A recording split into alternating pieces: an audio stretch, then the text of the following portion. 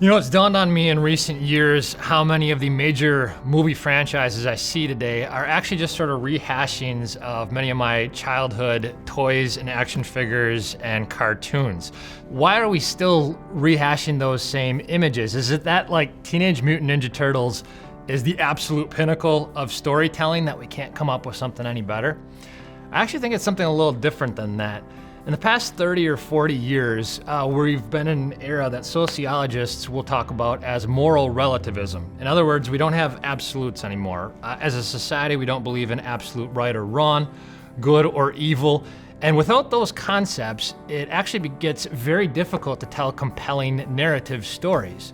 The basic premise of a story is that you have these main characters that you get emotionally, personally invested in, and they're pressing towards these important goals, and along the way they face some kind of conflicts. And so you have like these protagonists who are agonizing towards the goal and antagonists that are fighting against that goal.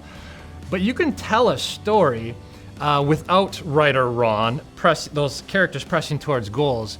But you can't really tell a compelling story. You can't say what should be or what ought to be or what's supposed to be. So even as simple as like G.I. Joes or Transformers were, when I was little, I could see the blue lasers coming from the good guys and the red lasers coming from the bad guys, and I knew who was supposed to win. Without the concept of good and evil, there is no should, there is no ought, there is no supposed to. So what I'm suggesting is our art today is suffering because we've lost the concept of good and evil. And if we want better art, we have to recapture that imagination of good and evil, which comes from recapturing themes of the Bible. And it's good and evil, but it's not only that. It's all of the greatest stories ever told that have fascinating themes from Scripture. Why do so many of those stories have gallant knights that ride in and slay these ferocious dragons?